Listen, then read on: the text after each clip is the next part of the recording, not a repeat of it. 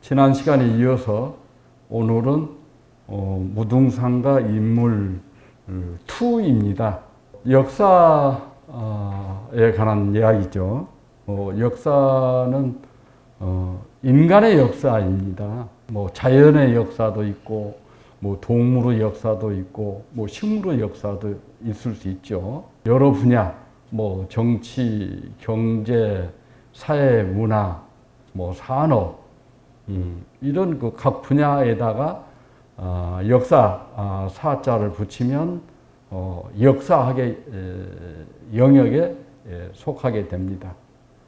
근데 우리는 무등산과 인물이란 주제로 해서 무등산과 관련된 인간들에 대해서 살펴보고 있습니다. 지난 시간에는 시대로 보면은 통일신라로부터 고려, 조선 초기, 또 조선 중기, 그리고 조선 후기에 다산 정약용까지 살펴봤습니다. 주로 광주 사람으로서 좀 알았으면 좋겠다 하는 분들을 문헌기록 속에서 찾아서 살펴봤습니다. 특히 고려시대나 조선시대에 무등산과 관련된 시문을 남긴 사람들을 살펴봤죠. 무등산과 관련된 시를 남긴 사람들이 의외로 많았음을 지난 시간에 살펴봤습니다. 조선 후기에도 역시 많은 시문을 남겼어요. 근데 조선 전기와 중기의 시문 남긴 것에 비해서 조선 후기에 들어가서는 좀 더 긴 문장, 기문으로, 산문으로, 무등산 기행문을 남긴 사람들이 있습니다. 그러니까 조선 후기에 가서는 무등산과 관련된 문학으로 이런 기행문, 등산기 이렇게 남긴 사람들이 더 많습니다. 근데 광주 사람들은 무등산을 즐겨 가죠. 저도 올라가 본 지가 꽤 됩니다만은 예전에 젊었을 때는 토요일 오후에 잠깐 이렇게 산보 가듯이 무등산 중봉까지 다녀오고 또 마음만 먹으면 쉽게 갈 수 있고 그랬습니다. 지금도 그런 분들이 많죠. 퇴직한 분들 매일 가다시피 하는 사람들도 있다고 들었고요. 또 이렇게 운동 삼아서 이렇게 여러 접근로를 통해서 무등산을 찾는 분들이 많이 있습니다. 근데 전통시기의 사람들은 오늘날 우리들처럼 등산복, 등산화를 신고 가지 않았겠죠. 우리하고는 복장이나 이런 게 준비물이 물론 달랐을 것입니다. 근데 무등산을 찾는 조선시대 중기 후기의 사람들이 어떻게 올라갔는가 하는 것에 대해서는 또렷한 이렇게 기억이 없습니다. 근데 조선시대 문인학자들, 사림들, 양반 사림들은 의외로 산행을 많이 하더라고요. 지방관들도 자기 관할구역의 산들을 오르기도 하고요. 또 여러분이 잘 아는 퇴계 선생도 산행을 자주 다니시더라고요. 퇴계 선생은 고향이 안동이잖아요. 안동 그리고 그 주변에 있는 산들 막 다니시더라고요. 소백산도 다니셨어요. 소백산 그러면 이렇게 영주랄지, 영주를 중심으로 한 경상북도 북부 지역에 있는 산이잖아요. 기행문을 남기셨어요. 유소백산로 이렇게 해가지고 기행문을 남기셨어요. 영주는 조선시대에는 훈기군이었습니다. 여러분 그 국사 시간에 풍기 군수 주세붕이 안양을 모시는 서원을 세웠다. 풍기 살인과 풍기 군수 주세붕이 우리나라 최초의 그 서원을 세우잖아요. 거의 백운동 서원이잖아요. 주자가 세운 서원이 백운동 서원이거든요. 그걸 모방해서 풍기 군수 주세붕이 그 풍기에다가 그 백운동 서원을 세워요. 풍기 군수였습니다. 이 풍기 군수 주세붕도 소백산을 등산했어요. 근데 이보다 뒤에 주세붕 그 풍기 군수보다 뒤에 풍기 군수를 하신 분이 퇴계 선생이에요. 이황도 풍기 군수를 지내요. 주세붕 군수처럼 소백산 등산을 하셔요. 그래가지고 그 유명한 유소백산로 기록을 남기셨거든요. 주세붕 군수나 그 퇴계 이황, 풍기 군수나 소백산을 등산할 때 어떻게 갔는가? 여러분 궁금하시죠? 어떻게 갔을 것 같아요? 그냥 지팡이 짚고 걸어갔을까요? 요즘 같으면 이제 뭐 스틱 하나든지 양손에 스틱을 들든지 해서 이렇게 되게 등산하죠. 무등산은 이제 쉽게 갈 수 있으니까 그냥 스틱 없이도 많이 다니겠습니다만은 소백산은 이 무등산보다는 훨씬 더 그 산세가 좋거든요. 우리나라 지형이 동고서저형이지 않습니까? 동쪽은 높고 서쪽은 낮은, 이게 동쪽은 산악지대이고 서쪽은 평야지대이지 않습니까? 그러니까 우리 서쪽에 있는 평야지대인 무등산은 좀 밋밋하죠. 산행하기에 좀 편하죠. 근데 그 동부의 산악지역에 있는 이 소백산 같은 데는 어때요? 훨씬 더 높고 또 경사가 더 있죠. 더 힘들죠. 어떻게 갔을 것 같아요? 그냥 우리 무등산 가듯이 재봉 고경명 선생이 그 무등산 가듯이 주세붕이나 이황이 소백산을 그렇게 갔을까요? 제가 이 힌트를 드려버렸죠. 더 힘들었을 거라고. 퇴계 이황의 유소백산록에 보면 가마 타고 갔습니다. 퇴계 이황 같은 경우에 대단한 성인 군자 같은 분이잖아요. 모시는 사람들이 산에 갈 때 힘든 걸 대비해서 가마를 대령해요. 가마를 타고 가라고 합니다. 그러니까 퇴계 선생이 사양을 합니다. 퇴계 선생 보고 가마를 타십시오. 한 사람은 스님이에요. 스님이 퇴계 선생한테 가마 타고 가십시다. 네, 그래요. 힘드니까 가마 타고 가십시다. 그러니까 퇴계 선생이 사양하고 안 하죠. 스님 그 다음 말이 재미있습니다. 주 군수도 타셨거든요. 군수님 타십시오. 이렇게 이야기를 합니다. 주세붕 군수도 탔다는 거예요.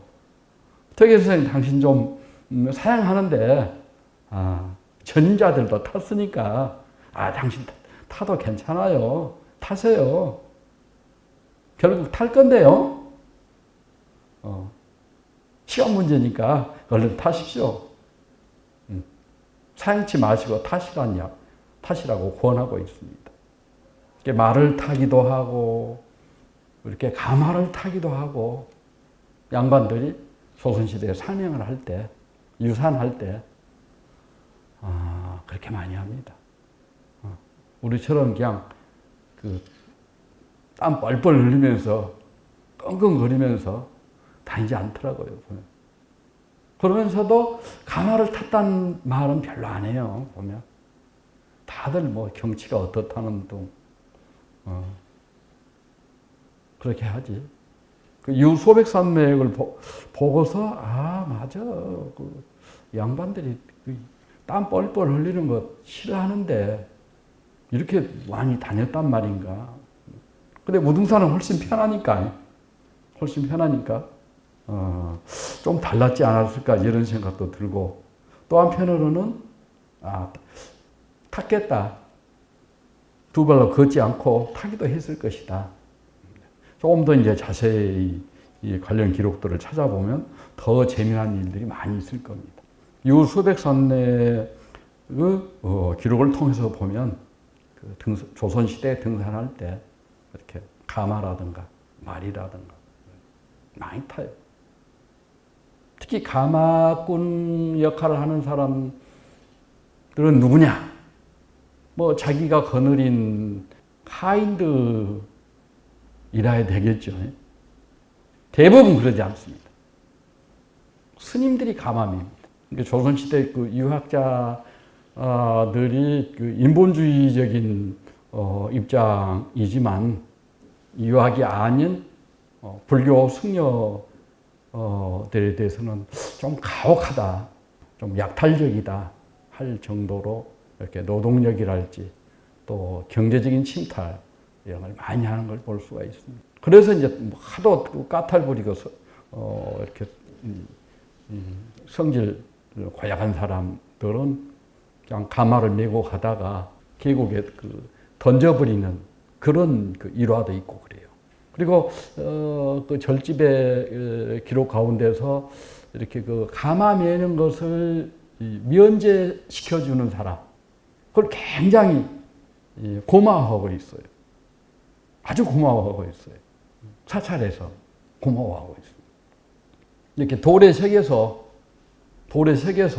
그런 그 부담을, 가마 메는 부담을 덜어주게 했다. 돌에 새기기도 하고, 문헌 기록에 남기기도 하고, 그럼 가마만 맺겠습니까? 그러지 않습니다. 때 되면 밥을 먹어야 돼요. 또 시도 짓고 그러면 뭐 술도 한잔 해야 되죠. 그럼 또 안주가 있어야 되죠. 그러죠. 갈수록 태산이죠. 다 집에서 가져오겠습니까? 뭐 가져온 사람들도 있겠습니다만은 대부분은 절에서 부담해야 돼요. 요즘에도 그 절에 가면 뭐 끼니 때는 그냥 밥 얻어 먹는 거, 끼니 때 가면 절밥 먹는 거 맛있게 다들 잘 하시죠. 절에서도 많이 또 이렇게 주려고 하고요. 예전보다는 뭐 인심이 절집도 그러지는 못하지만 일반 세상보다는 훨씬 더 인심 후하죠. 끼니 때 가면 아무 때나 주는 건 아니고요. 끼니 때 가면 식사 제공 많이들 하잖아요. 또 여러 가지 많은 걸 넣지 않으니까 훨씬 맛이 담백해서 사찰 음식 가면 꽤 인기 있을 정도로. 근데 사찰 음식은 그렇게 맛이 있지 않아요. 맛있는 건 아닙니다. 왜? 수행자의 밥상이기 때문에 아주 심플해야 되거든요. 아주 맛있다 그런 것은 사실은 사찰 음식이 아니에요. 이렇게 식사하는 걸 약속과 같이 한다. 약으로 먹는다. 배고픔을 면하기 위해서 먹는다. 굶주림을 면하기 위해서 먹는다. 수행의 한 방편으로 먹는다. 이렇기 때문에 맛이 있을 수는 없죠. 그러니까 사찰 음식이 맛있다 하는 이야기는 적절한 표현은 아니죠. 좀 색다른 맛이 있다. 이 정도로. 왜냐하면 제가 절집에 대해서는 상당히 많이 알고 있습니다. 일반인으로서는 아주 많이 알고 있는 셈이죠. 제 전공이 그런 겁니다, 사실은. 한국사 가운데서 한국 사상사를 하니까 불교나 유학을 중심으로 해서 공부를 하는데 주로 이제 불교 쪽을 많이 하니까 별걸 다 알죠, 제가. 보통 스님들 이상으로 많이 알고 있습니다, 사실은. 특히 이제 이번에는 무등산과 인물하는데 이렇게 역사적인 인물, 또 문인들, 또 예술인들 중심으로 이야기를 해달라 그래서 일부러 스님들은 쫙 뺀 겁니다, 제가. 분명히 언급할 사람이 있는데 너무 많이 언급하게 될 것 같아서 다른 원고로 뭐 할 때는 조금 보완을 할까 이제 그런 생각이 있습니다. 오늘 이제 그 살펴보고자 하는 사람은 15세기부터 20세기 후반까지의 무등산과 관련된 인물들을 생각해 봤습니다. 맨 처음 떠오르는 인물은 전라도 관찰사를 지낸 권극하입니다. 권극하입니다. 안동권 씨죠. 안동권 씨 유명하죠. 고려 그 태조 왕건을 도운 그 호족 세력이었어요. 고려 초에. 고려 말에 가서는 아주 대표적인 문벌 가문 중에 하나죠. 그 권극하는 조선 세종 때에 그 전라도 관찰사를 지낸 사람입니다. 그러니까 문장을 잘 지었던가 봐요. 무등산과 관련해서는 서석 규봉기를 남겼습니다. 아주 그 짧은 글이죠. 124자밖에 안 되는 짧은 글을 남겼는데 그 글의 제목이 서석 규봉기입니다. 이게 서석산의 규봉에 관한 기록이다 이런 이야기잖아요. 그러니까 이 무등산 가운데서도 그 규봉이 어떤 특성이 있는 가장 그 경치가 좋은 유명한 그런 것임을 제목을 통해서도 살펴볼 수가 있습니다. 1439년 세종 21년에 전라도 관찰사를 하고 있죠. 전라도 관찰사였으니까 주로 이제 전주에 머무르게 되죠. 전주에 머물러요. 전주에 이제 그 전라 관찰사의 치소, 전라 가명이 있으니까요. 이 조선시대 이 전라도에서 격이 좀 높은 도시는 가명이 있는 전주, 그리고 남원, 또 나주, 이 세 군데가 가장 격이 높은 데입니다. 전주, 남원, 나주. 우리 광주는 나주보다는 격이 좀 낮죠. 뭐 그 광주 목사가 있을 때도 있습니다만 대체로는 나주보다는 또 낮아요. 그러다가 한 100여 년 전부터 이제 나주하고 광주 위상이 확 바뀌어져요. 격이 바뀌어. 이제 갑오개혁 때 바뀌죠. 그 전에는 나주가 더 중심이에요. 그런데 전라 이제 관찰사인 권극하가 전주에도 머무르기도 하지만 이 순시를 해요. 서석 규봉기를 남긴 권극하가 아마 그 광산현에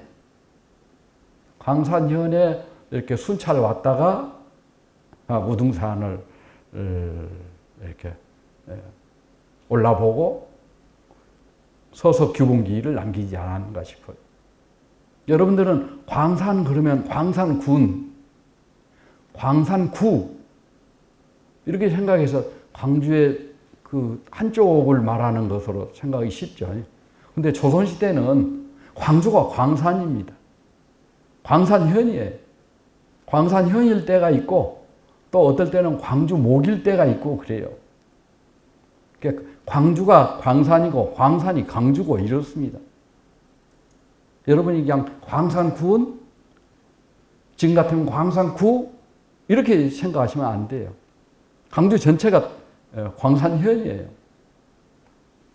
아시겠죠? 그러니까 그 관련 기록도 신진 동국묘지 승남 권35 전라도 광산현조의 광주에 관한 인문지리적인 내용이 들어있죠. 그리고 이제 조선시대 때부터 각 지방의 관찰사가 상주를 하고 머무르는 오늘날 같으면 뭐 도청, 시청 이런 사무실이 있어요. 고려 때는 지방에 그 지역적 거점이 있긴 합니다만은 이렇게 그 도청이다 시청과 같은 고려 시대에 사무실이 없습니다. 그냥 그 순시를 하고 개경에 있는 왕에게 보고하러 가는 겁니다. 쭉 돌아봐요. 지방 순찰을 해요. 순례를 합니다. 그러고 가버려요. 중앙에 보고하러 가버려요. 사무실이 있고, 이게 청사가 있고, 그 안에 이렇게 그 집무실이 있고, 거기서 매일매일 근무를 하고 그러지 않습니다.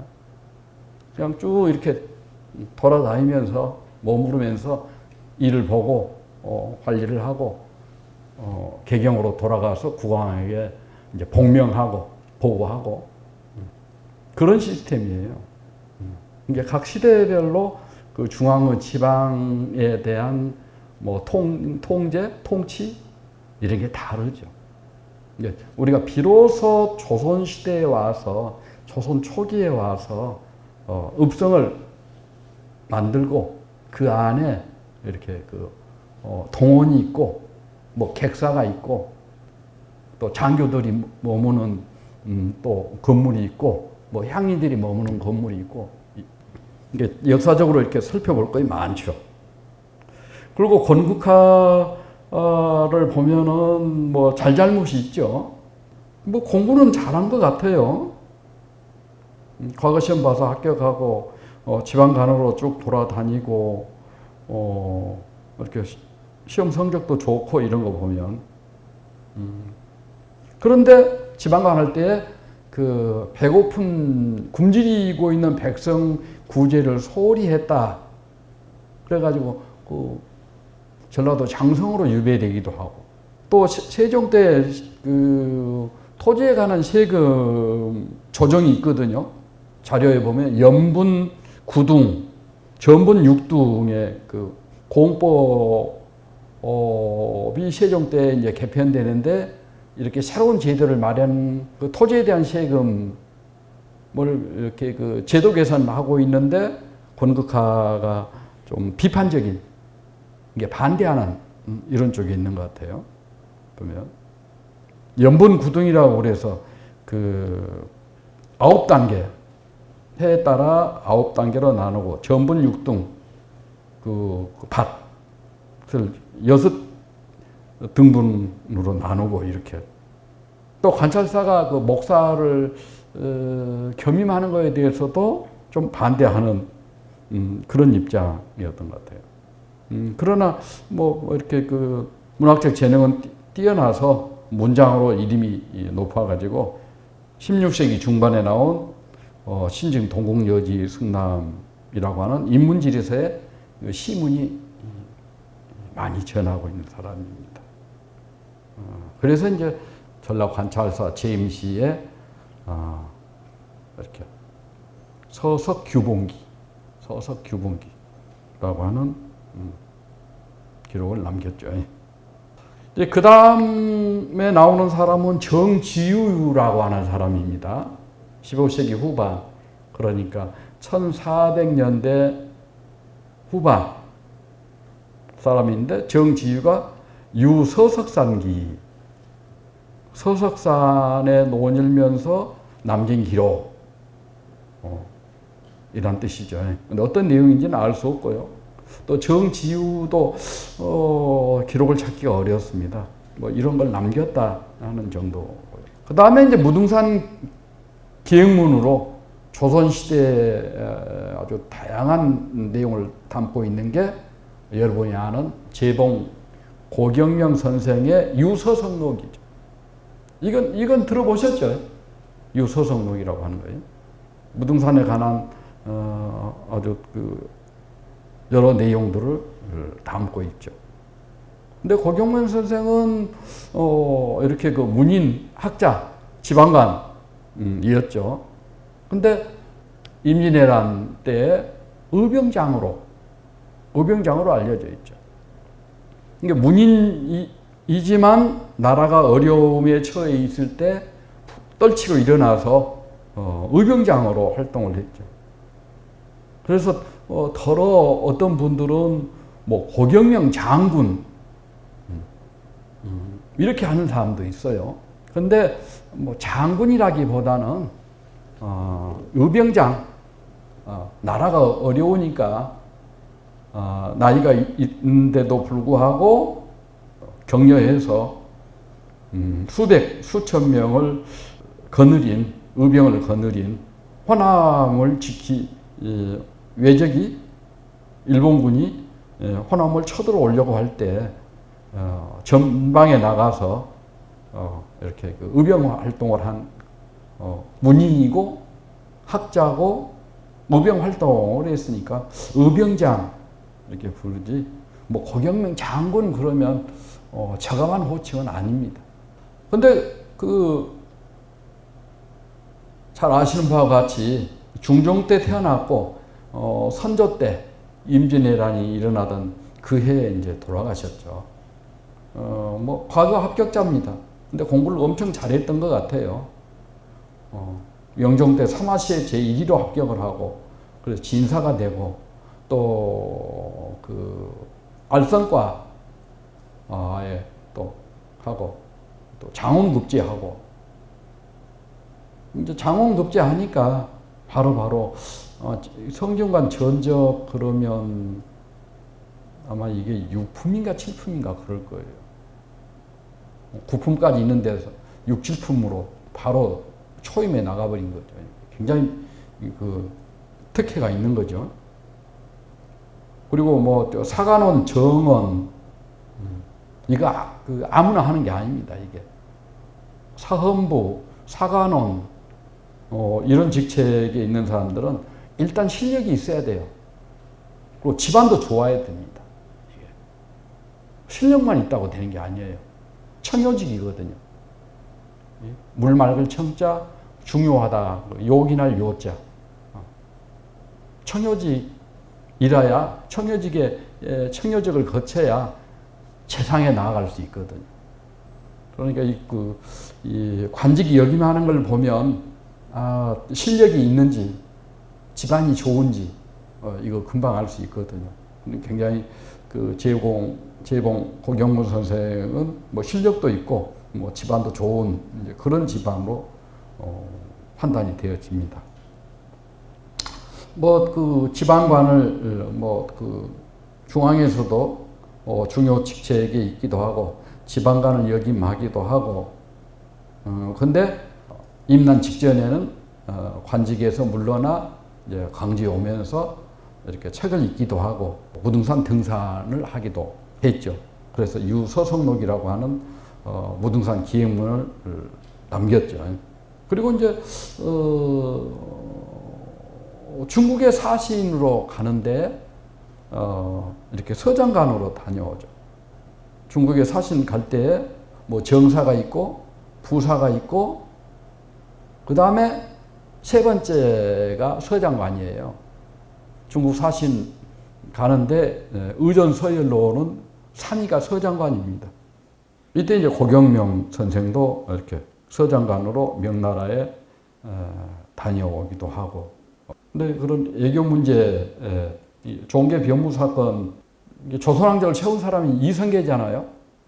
여러분들 용비어천가 보면 이성계 아버지, 할아버지들에서 나오죠. 근데 고려 말 공민왕 사후에 우왕대에 큰 칠력자가 하나 있어요. 이인임이라고 하는 사람이 있어요. 이성계의 선대가 이인임의 아들이다 이렇게 잘못 명나라에 알려져 있어요. 그러니까 조선왕실의 도통이 지금 중국에 잘못 알려져 있는 거죠. 바로잡을 필요가 있죠. 근데 명나라는 도통 안 들어집니다. 늘 조선과 조명 간의 예계적인 현안이었어요. 조선 초기서부터 그래요. 종계 변무 사건이라고. 근데 여기에 이제 또 이렇게 관련되기도 하고 그러구만요. 근데 이렇게 외교 사절로 참여하기도 하고 또 중앙 관직도 역임하기도 하고 또 지방관을 지내기도 하고 그러죠. 근데 임난 직전에 맡은 관직이 뭐였느냐 하면은 1589년, 95년, 1591년, 이게 임진왜란이 1592년 4월 달에 일어나잖아요. 근데 그 1년 전 1591년에 이 고경명 선생이 동네 부사에 나갑니다. 임난 직전에 동네 부사를 역임하셔요. 동네 부사 그러면 동네가 임지잖아요. 이게 오늘날 부산을 포함한 동네예요. 오늘날은 이제 그 부산이 크고 동네가 적고 그러잖아요. 근데 조선시대에는 동네가 크고 동네에 속한 부산 지인이 있고 그래요. 그러니까 동네 부사면은 부산까지도 다 관할 구역인 거예요. 근데 고경명 선생이 임난 직전 해에 동네 부사하고 있어요. 동네 부사였으니까 외관이 있고 일본의 동태에 대해서 좀 파악을 하고 있었지 않았겠느냐. 직무상, 동네 부사의 직무상 파악하고 있었지 않았나 싶어요. 그래서 임진왜란이 1592년에 이렇게 일어나자마자 사전에 동네 부사를 역임한 것이 이렇게 의병 활동에 좋은 중요한 계기가 되지 않았을까 이런 생각이 듭니다. 상당히 그 호남 사림의 입장에서는 좀 지도적인 입장에 있거든요. 그래서 그의 아들들과 함께 또 여러 지역의 사림들과 함께 이렇게 힘을 합쳐서 활발한 의병 활동을 하죠. 전라 좌도 의병 대장에 추대가 되어집니다. 오늘날에는 전라도 그러면 전라남도, 전라북도 그러잖아요. 남북도제이거든요. 그런데 조선시대에는 그냥 전라도예요. 오늘날에 전라북도, 전라남도, 제주까지를 포함하는 전라도이거든요. 근데 조세를 거둬들일 때 또 군사상의 편제를 말할 때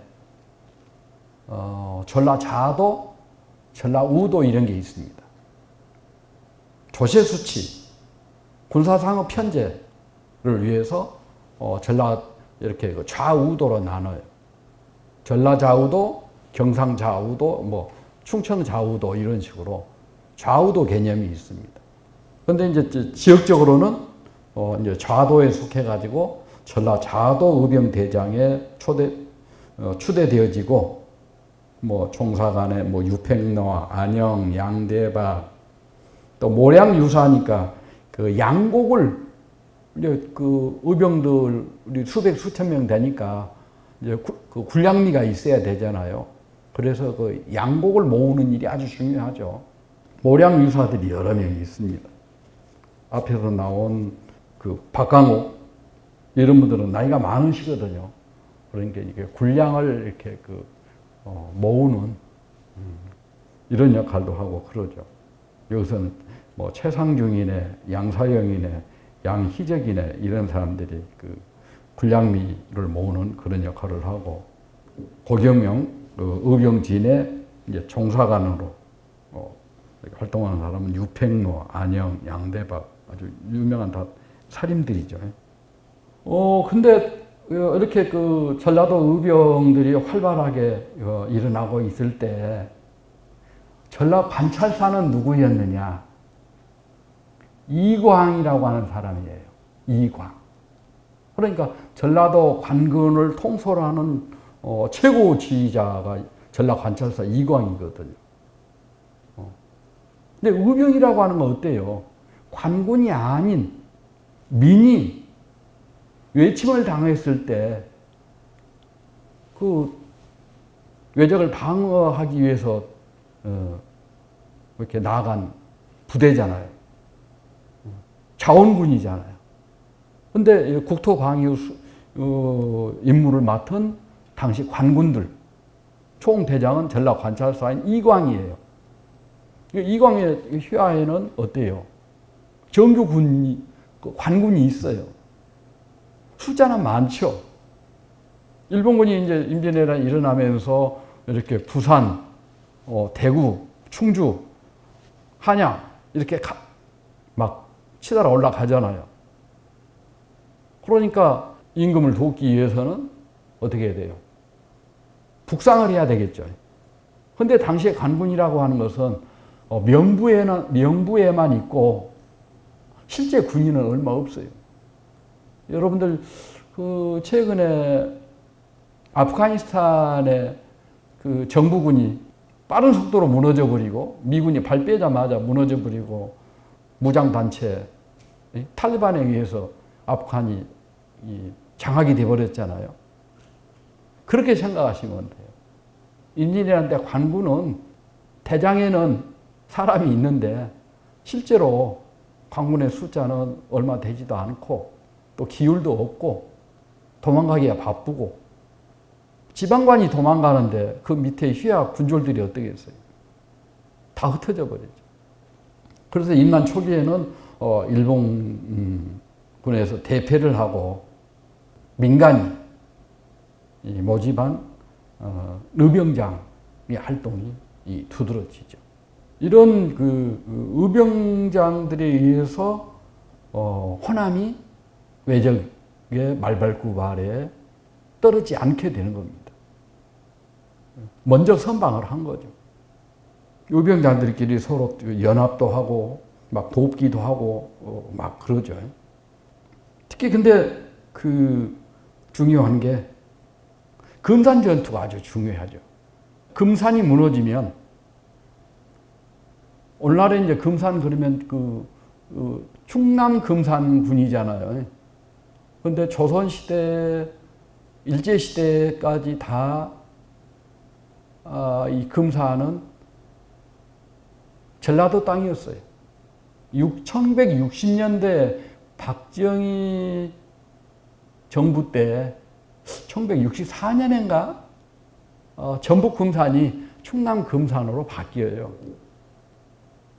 왜 남은 땅에 가서 이렇게 막 싸울까? 적극적으로.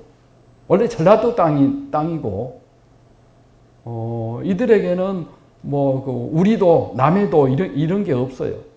외적의 침입을 방어하기 위해서는 이렇게 선방해야 되는 그런 입장이었거든요.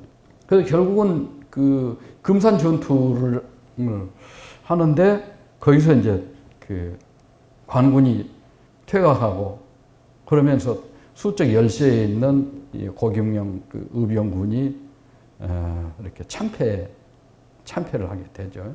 그래서 그 금산 전투에서 이렇게 고경명, 그의 아들 고인우, 또 종사관이었던 유팽로, 안영 이런 분들이 다 순절을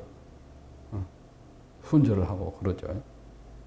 그래서 임난이 끝난 뒤에 이런 고경명 선생을 추모하는 이제 그 서원들이 들어서게 되죠. 가장 대표적인 서원이 광주 그 포충사죠. 포충사. 방금 말씀드린 고경명, 이렇게 유팽로, 안영, 고인우 이런 사람들 포충사에 같이 모셔져 있거든요. 조선후기의 서원이 이제 많은 폐단을 일으키면서 대영군 집권 시기에 그 서원 철폐령이 내려지죠. 1864년에. 그때도 전라도에서 두 개 서원이 이렇게 남게 되죠.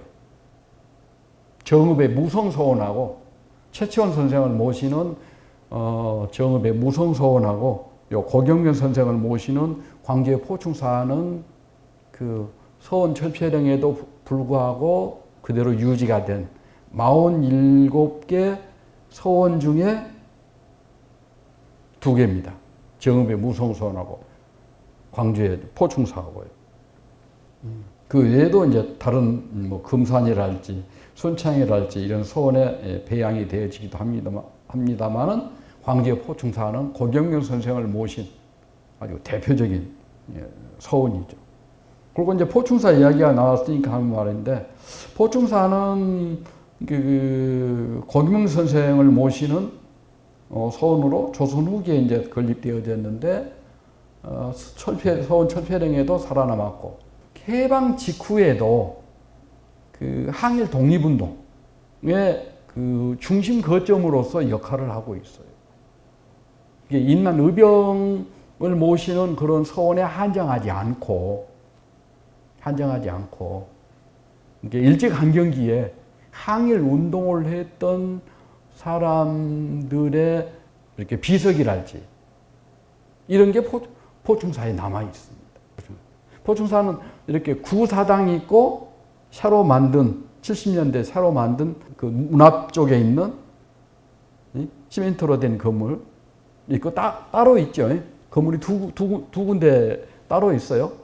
앞쪽에 있는 게 그 콘크리트 건물로 된 그건 이제 신사당이고 구사당은 좀 더 위쪽에 언덕 위에 있죠. 그러니까 이런 항일 독립운동과 관련되는 그 비석이 있고 이런 데는 구사당 쪽에 있어요. 이게 반드시 포충사에 가면 두 군데 다 가봐야 돼요. 그 앞에 기념관 또 이렇게 그 제사 모시는 신사당 보시고 그 왼편에 위쪽에 있는 구사당을 가보셔야 돼요. 저는 구사당을 더 중요하게 생각을 합니다. 그 다음에 임진왜란 때 광주의 의병장으로는 또 우등산과 관련해서는 여러분이 너무 잘 아는 광주 인물 그러면 김덕령을 빼놓고 말할 수는 없겠죠. 김덕령은 그 광주를 대표하는 아주 손꼽히는 그런 인물이죠. 충장공의 시호를 받았거든요. 충장공. 오늘날에는 좀 달라졌습니다만 광주의 중심가 그러면 충장로, 금남로 그랬잖아요. 요즘에는 금남로가 더 중심이 됐죠. 뭐 70년대까지만 해도 광주의 중심가 그러면 충장로가 먼저 나고 그 다음에 금남로였죠. 충장로와 관련된 충장공 이 바로 김덕령이죠. 임진왜란 의병장이죠. 광산 김씨입니다. 조선 시대의 광산 김씨는 우리 지역의 대표적인 문벌 가문입니다. 광산 김씨를 줄여서 광김이라고 많이 해요. 광김. 특히 조선 후기에 아주 대표적인 우리나라의 그 문벌 가문 중에 하나입니다. 광주를 대표하는 성씨이기도 하고 중앙 정계에서도 광김이 굉장히 유명한 가문입니다. 아마 강주 이쪽에는 광산 김씨 문수공파 사람들이 좀 많은 것 같아요. 제 주변에 보면 김씨들 있으면 대부분 광김이고 문수공파이더라고요. 문수공파의 중심적인 유적이라고 할까? 삼성 황룡면에 유명한 정자 있죠. 요월정. 요월정 아세요? 요월정? 구경 다니기 좋아하시는 분들은 많이 알 텐데요. 맞이할 요자에 달올자.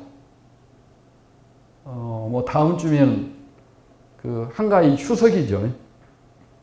8월 보름이잖아요. 보름날 이 요월정에 가면 아주 환상적입니다. 요월정의 그 요가 맞이할 요예요. 달을 맞이하는 정자다 이거죠. 요월정. 기회 되시면 한번 가보시기 바랍니다. 이 김덕령하고는 광산 김씨예요. 태생지가 충효동이죠. 충효동. 이 충효동 동 이름이 충효동인데 정조 임금이 충효라고 하는 마을 이름을 내려준 데예요. 정조 임금이 지어준 겁니다. 충효리에서 충효동이 됐거든요. 정조 임금이 그 김덕령 장군을 기리면서 충효지려 이렇게 충효라고 마을 이름이 지어진 거예요. 의병장으로 아주 유명하죠. 그런데 그 형제가 여럿이죠. 큰 김덕령의 큰형이 김덕홍이에요. 그 다음에 이제 동생은 김덕보고요. 여러분 저 충효동 가는데 그 풍암정 있죠? 계곡 옆에 있는 금곡동 계곡 옆에 있는 풍암정이 있죠? 그 동생 김덕보가 세운 거예요. 김덕보의 정자예요. 근데 임진왜란 때 이렇게 의병 활동을 하고 또 김덕령 장군이 억울하게 또 죽음을 맞이하죠. 그래가지고 아주 집안이 풍지박살 나버렸죠. 근데 이런 그 김덕령의 형제들 그리고 김덕령의 누나 이렇게 전해지는 그 전설, 설화 이런 걸 보면 아주 그 신기한 일들이 엄청 많아요. 김덕령 장군은 그러면 아주 그 힘이 세고 무용이 뛰어난 사람으로 되어 있는데 그 전설에 의하면 전해지는 설화에 의하면 그 김덕령보다 훨씬 더 그의 누나가 아주 신통력이 있는 사람이에요. 이제 전설이니까 어디까지가 진실인지 그 이야기를 그대로 믿을 수는 없습니다만 그 누나도 동생 김덕령에 못지 않았던 그런 아주 그 인물인 것 같아요. 활발한 의병 활동을 하는데 명나라하고 그 일본하고 강화조 조약이 지리하게 전개되어지죠. 이게 성격이 우락부락한 김덕령의 입장에서는 어서 빨리 이제 왜적을 내쫓아버려야 되겠는데 싸우지 말라고 그러고 강화 회담은 지리하게 성과가 없이 시간만 허비하고 있으니까 이렇게 그 우라가 치밀고 그래가지고 이제 화풀이를 하게 되고 그러면서 그의 막료들이나 군주들 간에 이제 불평의 소리가 있게 되고 그것이 이제 중앙 정부에까지 알려지게 되고 그래서 여러 가지 이제 구설수가 있게 되죠. 근데 일이 이제 잘못되려고 충청도에서 이몽학이 반란을 일으켜요. 그래서 이몽학의 난을 진압하기 위해서 김덕령이 이제 군사를 이끌고 이제 북상을 하죠. 그런데 여기에 이제 모함하는 사람이 있게 돼요. 그래가지고 이제 그 체포가 돼서 한 20일 정도, 3주 정도의 6차례에 걸친 심한 고문을 하게 되고 결국은 이제 옥중에서 죽게 되죠. 그래서 그 억울한 죽음에 대해서 임난 이후에도 이렇게 확대 재생산되어지는 여러 가지 그 많은 전설들이 있어요. 그래가지고 이제 복권이 된 게 현종대 1661년 현종대에 마침내 이제 신원이 되고 관직이 복구되고 또 추증이 되고 그러죠. 특히 정조 때 완전히 이제 의정부 자참천에 추정되어지기도 하고 부조묘를 설치하라고. 부조묘는 되게 이제 집에서 제사 지낼 때 4대조까지만 지내거든요. 4대조가 이제 넘어서면 그 방한 제사는 끝나고 신묘 합동 제사 지낼 때 그때 제사 지내잖아요. 근데 부조묘는 옮기지 않는 거예요.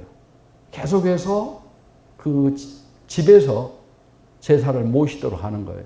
이게 상당히 그 특별 조치인 것이죠. 국가에 이제 공헌이 있는 사람들은 신주를 그 사당에서 집안 사당에서 가묘에서 계속 지내도록 하는 조치죠. 이게 요즘에는 제사라고 하는 게 별로 중요하지 않죠. 이미 제사를 뭐 지내지 않는 집들도 있고 막 그러잖아요. 근데 조선시대에는 유교 국가여서 제사를 안 지낸다 그러면 사람이 아닌 겁니다. 사람으로 안 보는 거예요. 그 국가에서 벌을 받아요.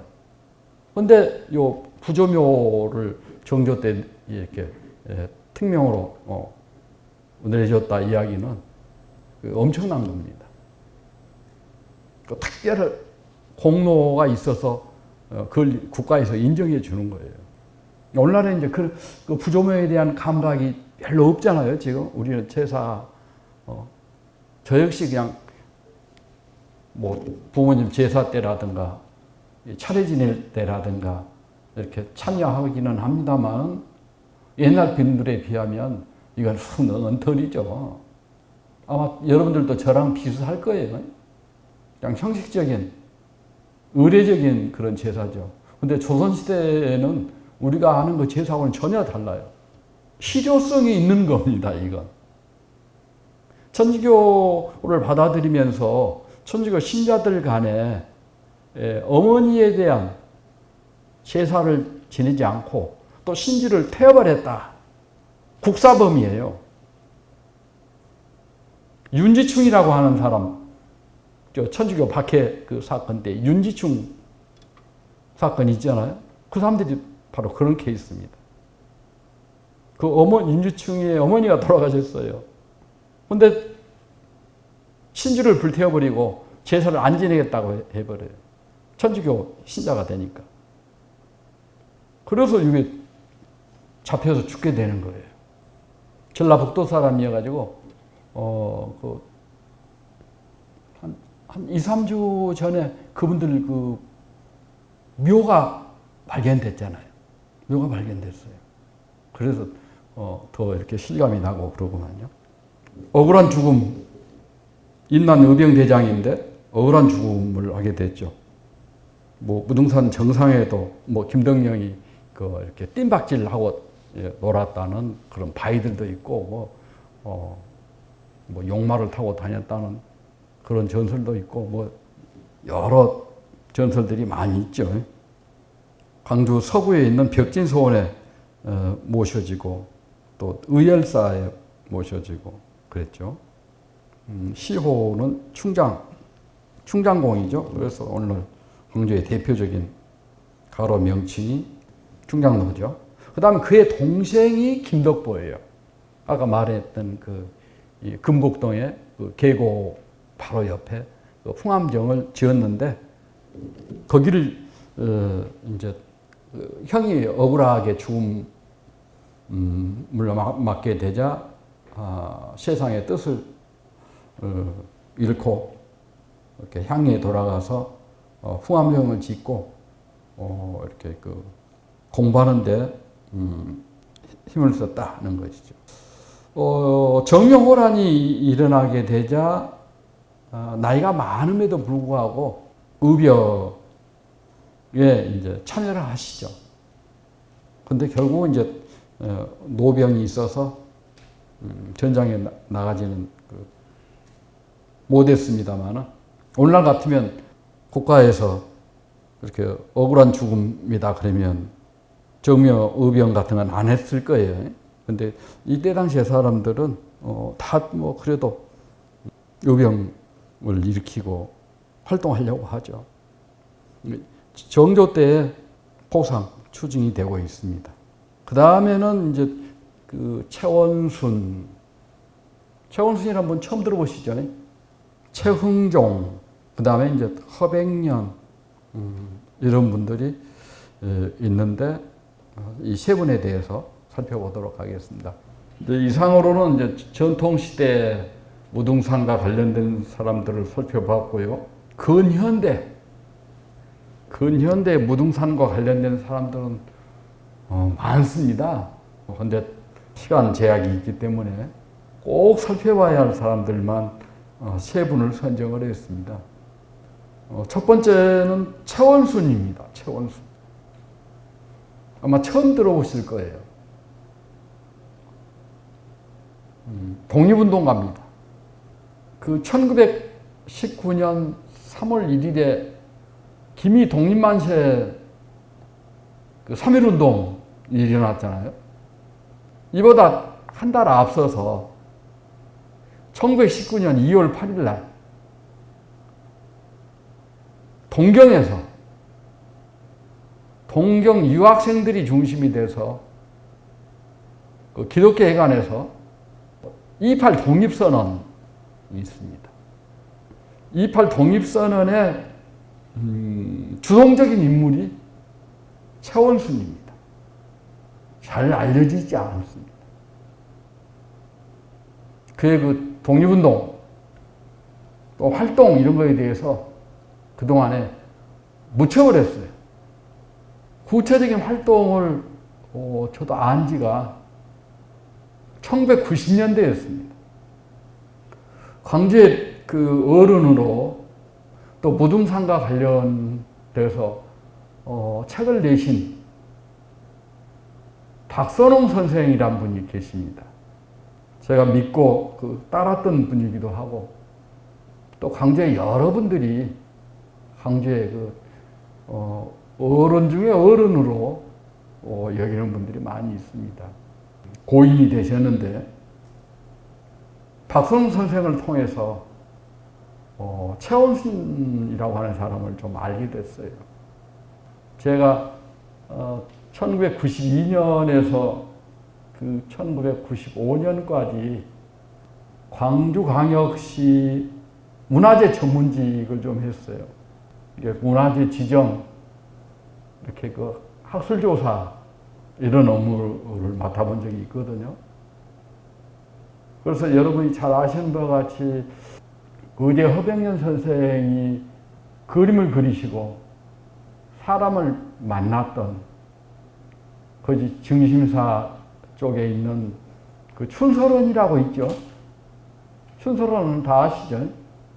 봄춘자, 눈설자, 집헌자, 춘설원이 원래 최원순의 서가정이었다고. 돌석자, 벙어리 아자, 정자정자. 서가정이었다고 박선홍 선생이 나한테 가르쳐 주시더라고요. 그 서가정 현판이 있다고. 금시초년이었거든요. 나는 그냥 그때만 해도 춘설원 그러면 의제 허병년 선생의 그림 공방, 사실은 집 이렇게만 알았어요. 근데 원래 춘설원이 최원순의 서가정이었다. 그 서가정 현판이 그의 손자되는 조선대 미대 교수 최영훈 교수라고 있거든요. 최영훈 교수한테 있다. 그걸 좀 보존하는 방법이 없겠는가 그러시더라고요. 그래서 네, 알겠습니다. 제가 한번 살펴보겠습니다. 최 교수님 댁이 어디신가요? 저 월산동이라고 하더라고요. 그때만 해도 서구 월산동이었어요. 그 제1순환도로상에 서식 건물로는 신호아파트 있죠. 농성광장에서 신호아파트 쪽을 향해 가다 보면 조금 못 가서 유치원이 하나 있어요. 길가에. 지금도 있나 어쩌나 모르겠어요. 변화됐겠죠. 그릇의 미술. 유치원이 있었어요. 거기가 최원 교수 집이라고 그러시더라고요. 그래서 네, 알겠습니다. 제가 한번 가서 그 현판 보존하는 방법을 한번 생각을 해보고 있습니다. 그래서 가서 최 교수님 뵀어요. 이래저래 해서 박선홍 선생님 이야기를 하셔서 왔습니다. 그러니까 그러시냐고 기다리고 있었다고. 그 서가정 현판을 봤어요. 돌석자, 벙어리 아자. 그러니까 돌 벙어리가 사는 정자다 이런 뜻이잖아요. 석아정. 최원순의 호가 서가입니다. 일제강점기를 산 사람으로 자신을 돌 벙어리라고 한 거예요. 이게 사람이 아니고 말을 못하는 돌로 된 벙어리다 이거잖아요. 이게 일제강점기에 조선인 선각자로서 이렇게 일제 강압에 짓눌려 살아가는 당신의 모습을 돌 벙어리로 표현한 거죠. 그랬을 것 같더라고요. 그때도 28 독립선언의 주역이다. 핵심 인물이어가지고 그 독립선언하고 난 뒤에 이제 일제 강제 구속이 있고 취체가 심할 테니까 누군가는 그 사후 감당해야 될 사람이 필요하다. 그래서 그 핵심 인물 가운데 한 사람인 최원선이 뒷감당을 맡기로 하고 이팔 독립선언서에 그래서 서명이 안 됐다 그러시더라고요. 그러니까 독립운동가인 건 알았죠. 그리고 그 와시다 전경학부 다녔는데 대학 졸업하고 나서 1920년대에 이제 동아일보, 조선일보가 생기잖아요. 최원선은 이제 전라도 쪽에 동아일보에 입사를 하죠. 동아일보 기자가 됩니다. 그래서 동아일보 정치부장까지 했어요. 정치부장 할 때는 편집국장이 없었답니다. 그러니까 정치부장이 이제 수석이잖아요. 선임부장이잖아요. 근데 위에 편집국장이 있어야 되는데 없으니까 편집국장 역할까지도 해야 되는 거죠. 굉장히 이렇게 좀 활동을 활발하게 하신 그런 분을 생각하시면 좋습니다. 저 사진이 있던데 사진을 제가 캡처를 못했어요. 굉장히 활동을 했어요. 이게 94년 정도나 제가 안 사실입니다. 그렇게 해가지고 한쪽 면에 서가정이라고 써져 있고 또 다른 한 면에 그 뒤쪽에 오방정이라고 써져 있는 현판을 봤습니다. 그때. 한쪽에는 서가정, 아까 봤죠. 그 뒷면에는 오방정이라고 써져 있었어요. 그러니까 앞뒤로 다 써먹은 거죠. 이게 한 판입니다. 한쪽은 서가정 이렇게 써져 있고 그 뒤쪽에는 오방정 이렇게 써져 있어요.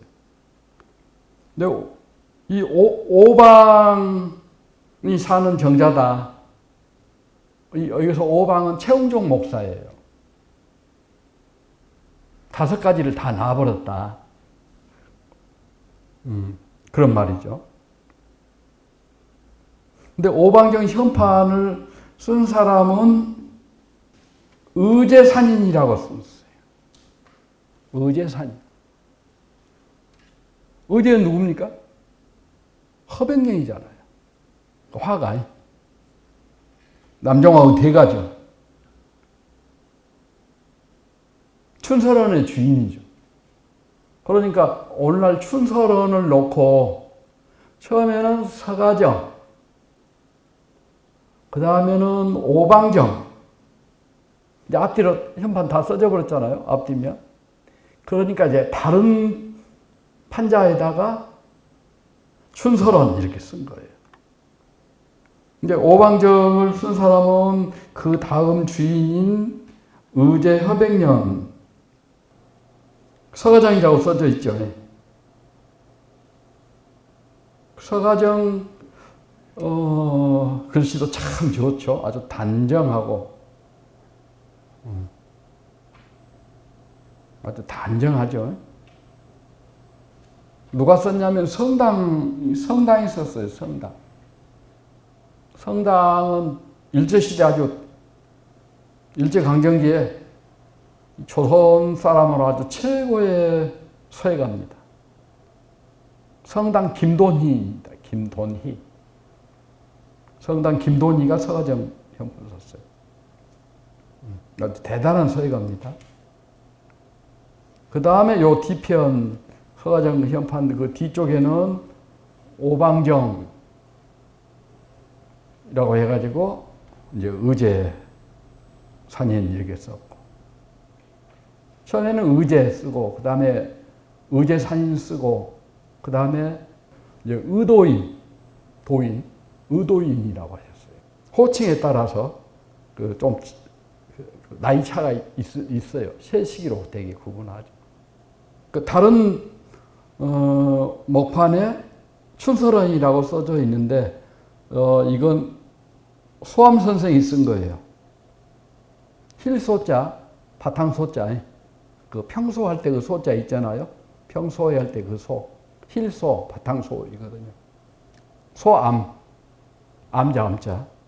소암 현중화 선생 글씨입니다. 그 글, 이 세 분들 성당, 의제, 서화에 아주 일가견이 있는 분이잖아요. 특히 성당 김돈이나 소암 현중화는 아주 그 대표적인 서예가입니다. 의제만 이렇게 그 그림, 남종 문인하고 대가잖아요. 그리고 글씨도 잘 쓰셨어요. 의제 선생도. 근데 그림이 더 유명하죠. 이 서가정이나 춘설은 아주 그 글씨가 엄청 잘 쓴 겁니다. 근데 그 서가, 춘설 이러듯이 그 정자 이름에 맞게끔 글씨 분위기를 쓰신 것 같아요. 말 못하는 벙어리니까 어떠겠어요? 묵묵할 수밖에 없죠. 그래서 글씨가 이렇게 석아, 정 이렇게 쓰신 것 같고. 그 다음에 춘설은 어때요? 봄춘자, 눈설자. 봄에 어때요? 눈이 막 쏟아지는데 봄바람에 날려서 뭐 어떠겠어요? 아주 경쾌하게 날아가듯이 글씨가 그래야 되지 않겠습니까? 춘설이니까. 소암 선생, 소암 현중화 선생이 쓴 글씨는 어째요? 춘설. 이렇게 좀 날렵하게 그 봄 눈발이, 봄 바람에 의해서 눈발이 그냥 확 날아가는 것처럼 글씨가 아주 경쾌하고 그러죠. 이제 집헌자만 조금 묵직하게, 집이니까 탁 안정된 그런 거 있고, 춘설은 그냥 그 봄바람에 흰 눈이 확 날아가는 듯한 그런 글씨죠. 보면. 이제 오늘날의 춘설원이 주인이 이렇게 바뀌었어요. 처음에는 아마 그걸 몰랐을 거예요. 이게 춘설원이 광주시 기념물인데, 지방문화재인데, 서백년 춘설원 이렇게 문화재로 지정되어 있었어요. 근데 제가 이제 문화재 그 업무 볼 때, 이 박선수 선생이 춘설원 앞에 서가정, 오방정이라고 불렸다. 그 현판이 하나 있다. 조선대 미대 최영훈 교수가 서가 최원순의 손자다. 현판 가지고 있다. 이걸 잘 보존되도록 하면 좋겠다. 개인이 복원하는 것보다는 문화재로 지정을 하고 공공장소에 이거 있으면 좋겠다. 그러시더라고요. 그래서 이제 저는 처음에는 춘설원이 이왕에 이제 그 문화재니까 그것과 관련된 현판이니까 이렇게 한꺼번에 묶어서 춘설원에 덧붙여서 문화재가 되도록 그렇게 하려고 했어요. 근데 문화재위원회 회의할 때 보니까 다들 깜짝 놀라셔가지고 저도 깜짝 놀랐는데 그 선생님들도 문화재위원들도 다들 놀래가지고 이건 대단한 거다. 그러니까 춘설원에 포함시켜서 문화재를 할 게 아니고 등급은 낮지만 따로 독립해서 문화재를 지정하는 거 어쩌느냐. 뭐 가능합니다. 그러니까 그렇게 하자. 그러면 좀 등급은 제일 낮춰서 문화재 자료로 그 이 서가정 오방정 현판을 따로 지정을 하자. 그래가지고 최영훈 교수가 그 의제미술관에 다가 이제 기증을 해가지고 현재 그 증임사 아래 의제미술관 있는 거 아시죠? 의제미술관에 전시되어 있습니다. 이게. 최근에 이제 다시 재개관하면서 이것이 있는가 없는가 전시 돼 있는지 어쩐지는 모르겠습니다만 아마 전시될 것 같은데 전에는 이게 전시되어 있었어요. 지난 9월 2일자로 한 1년 정도 휴관을 하고 리모델링을 했습니다. 돈이 많이 들어갔죠. 한 20년 되다 보니까 건물이 낮고 또 박물관이나 미술관 건물은 그 항원 항습이 돼야 되거든요. 근데 그 사이에 돈이 없으니까, 사립미술관이니까 돈이 없으니까 그 항원 항습을 제대로 못 틀었죠. 정유시 때문에.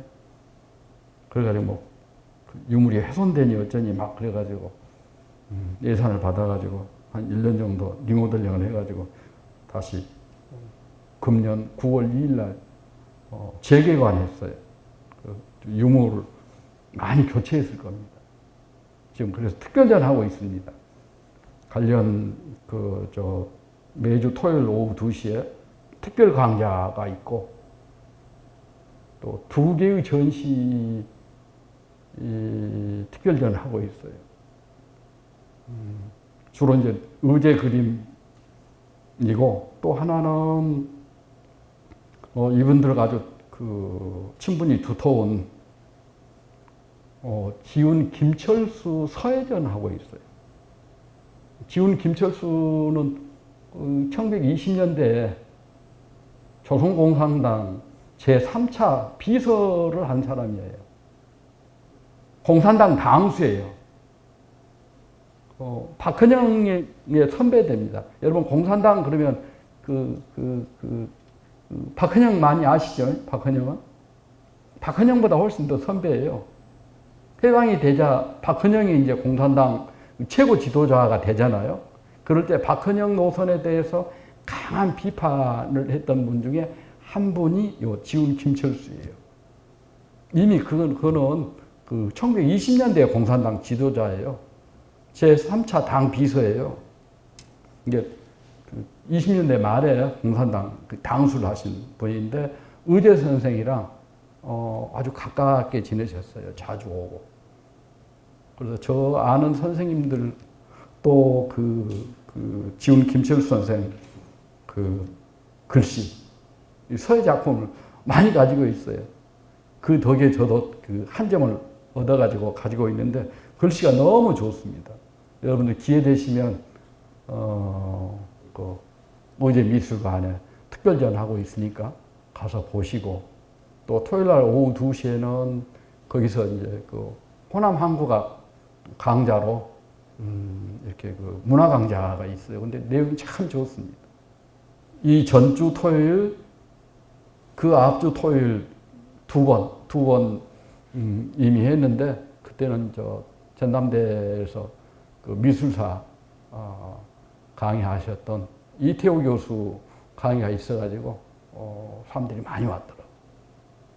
저도 오랜만에 이 교수도 뵙고 또 강의도 한번 들어보고 싶어서 들었는데 역시 내공이 있으시더라고요. 이제 지금 서울 사시니까 뵙기가 어렵고 근데 훨씬 다른 사람 강의 듣는 것보다도 그렇게 내공 있는 사람 강의를 들으면 배울 점이 많습니다. 한마디 한마디가 탁탁 이렇게 가슴에 와 닿더라고요.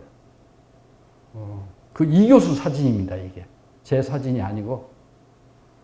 그래서 제가 찍었으면 세 장을 따로따로 사진을 할 텐데, 제가 사진 찾기 어려워서 그때 이태호 교수 강의할 때에 슬라이드 사진 비춰준 걸 제가 찍었어요. 그래서 순서에 맞지 않게 이제 서가정하고 춘설원이 함께 나오고 이 교수가 이렇게 배치를 했더라고요.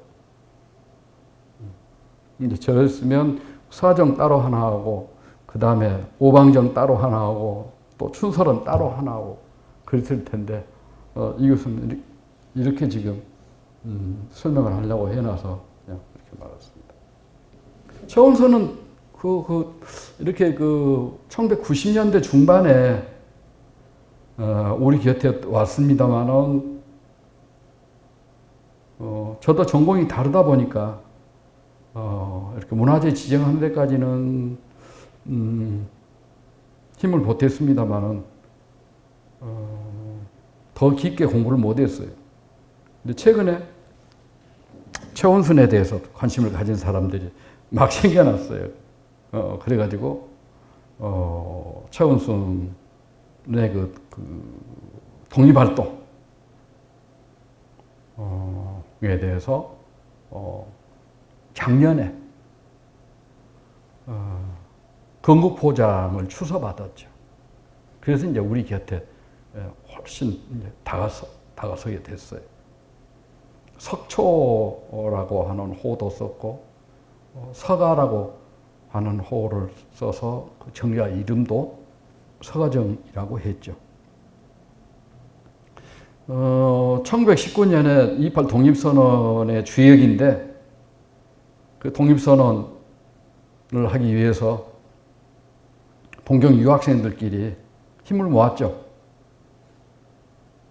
최원순이 공부방에 그 1918년 12월 달에 이 광주에서 동경으로 유학 온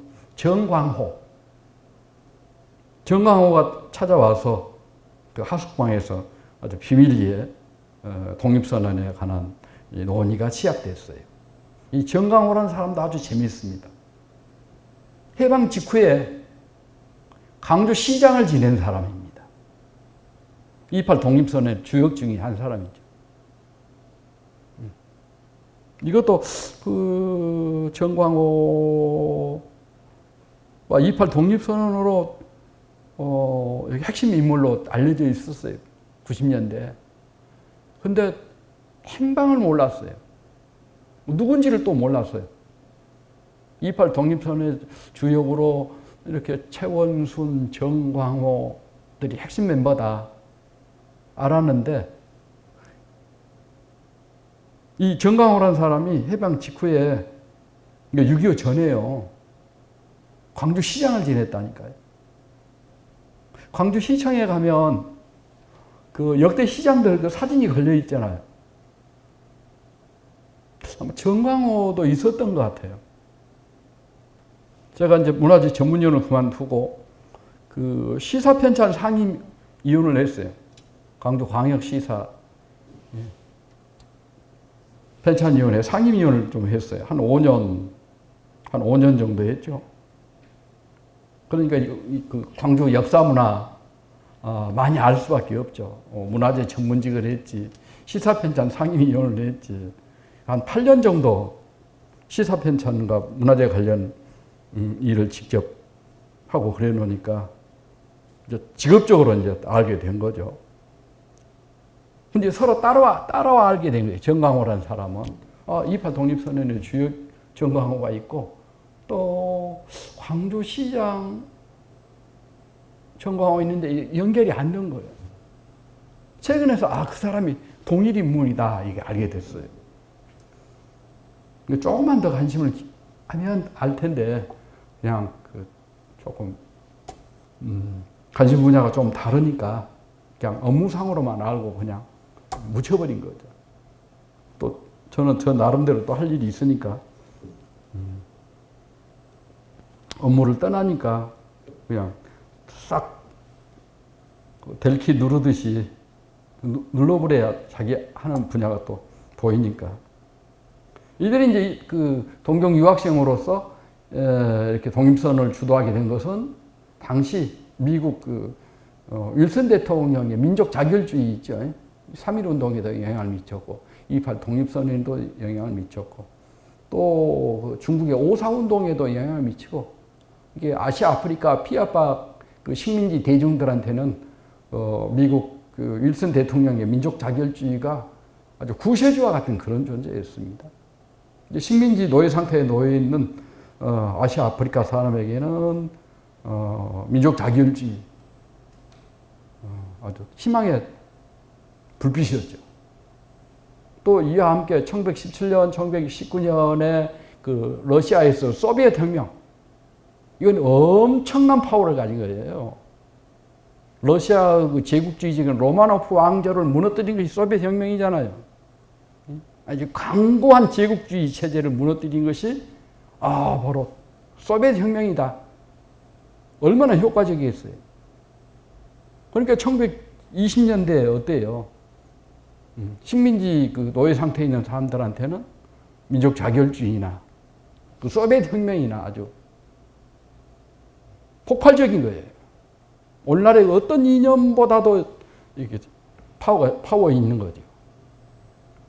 여기에 자극받아서 독립운동이 있게 된 거죠. 이때 최원순이나 정강호의 생각이나 오늘날 우리들의 생각이나 똑같습니다. 보면. 그래서 좀 지리하지만 그 분량을 좀 많이 해봤어요. 그냥 제가 짧게 요약을 해버리고 압축해버리면 저는 편하지만은 우리 선생님들은 그냥 바람 빠지듯이 빠져버리잖아요. 그래서 좀 이렇게 좀 길게 압축을 안 하고 그냥 놔둬봤습니다. 자세히 한번 읽어보시면 좋을 것 같아요. 여기 이제 제시된 내용들을 보면 그 최원순과 관련된 글들인데 지금 현재 우리 실정하고도 똑같아요. 보면 그 대상만 다르죠. 일제가 그 대상이었고, 일제가 그 대상이었고, 오늘날에는 여러 가지 사회 모순이 그 대상이 되죠. 28 독립선언을 주도했는데 이제 그 선언서에 서명을 하지 않아서 조금 고생을 덜 했죠. 국내에 들어와서 이제 동아일보 기자를 하면서 열심히 이제 이런 그 기자로서의 활동을 하고 또 사회 활동을 하고 그래요. 또 전국을 순회하면서 그 계몽적인 강연을 막 하고 그러더라고요. 이런 계몽적인 강연을 하고 열심으로 이제 전국적으로 돌아다니면서 강연을 하다 보니까 어때요? 몸이 망가지죠. 근데 동경 유학생 시절에 한 여자를 만나게 됩니다. 그게 누구냐 하면 현덕신입니다. 최원순하고 결혼합니다. 부부예요. 최원순하고 현덕신은 부부예요. 현덕신은 어떤 사람이냐? 강주 최초의 여의사입니다. 동경 여자의학전문학교 출신이거든요. 최초의 여의사입니다. 그러니까 부부가 그 동지적인 결합을 한 거죠. 보면 와세대대학 정경학부, 동경 여자의학전문학교, 그러니까 아주 오늘날 봐서도 그 엘리트 코스 가는 사람들의 전공이잖아요, 지금. 근데 그 시시에 영합하지 않고 독립운동, 사회운동가로서 이렇게 활동하고 있는 걸 보죠. 그러다가 이제 몸이 나빠지죠. 그래서 모든 활동을 접고 광주에 내려오게 되죠. 당시 이제 그 난치병인 폐기력이에요. 그 폐기력은 어떻습니까? 잘 먹고 또 공기 좋은 곳에서 요양을 해야 되잖아요. 그래서 오늘날 그 울림동에 그 산 속에 집을 마련한 거예요. 그게 바로 서가정입니다. 근데 몸이 안 좋은데도 불구하고 광주에 내려와서도 그 활동을 많이 하시더라고요. 개유구락부라고 해서 아마 개유년에 만든 클럽인 것 같아요. 구락부 그러니까 클럽이잖아요. 개유년에 만든 클럽, 개유구락부를 통해서 활동을 하죠. 끝내 이제 폐기력이 약화돼 가지고 41살에 돌아가시죠. 요즘으로 치면 엄청 요절이라고 볼 수 있겠죠. 근데 이제 1936년이니까 41세면 그래도 좀 빨리 간 거죠. 해방 당시에 우리나라 평균 수명이 한 40세 정도로 보거든요. 근데 41세에 돌아가셨으니까 조금 서운한 나이에 돌아가신 거죠. 평균 정도는 되는데 선각자로서 활동을 많이 하셨을 분들이 아깝게 이제 돌아가신 거죠. 이게 민족개봉운동, 빈민구제운동, 민족개몽운동이나 빈민구제 활동은 뒤에 나오는 오방 최웅성 선생 또 이거 아주 전문가세요. 이게 두 분 다 어떤 요즘 말로 하면 공익활동가로 사시다가 가신 거죠. 좀 기억이 됐으면 좋겠습니다. 일제시대 우리나라 근대 한국 근대 천재 그러면 춘원 이광수, 벽초 홍명이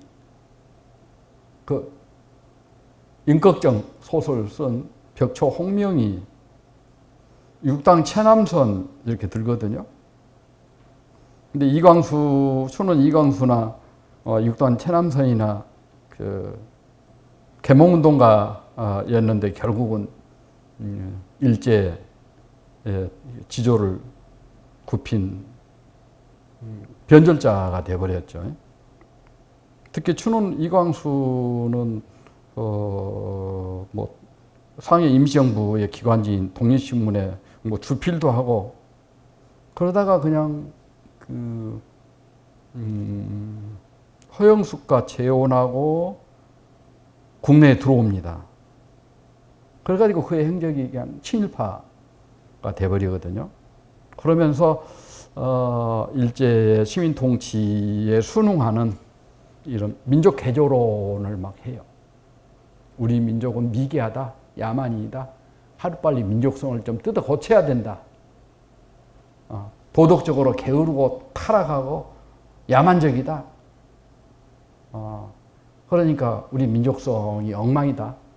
뜯어 고쳐야 된다. 민족 개조론 이야기하죠. 근데 이광수 민족 개조론을 정면으로 비판한 것이 바로 그 서가 최원순이었습니다. 동아일보에 이춘원에게 문하노라 해가지고 5가지를 막 질문하고 그래요. 그럴 때 이광수는 이렇게 서가의 강력한 비판에 아무 이야기를 안 하죠. 아무 말은 안 하는데 계속해서 보면은 이광수의 행적은 친일적으로 가버리죠.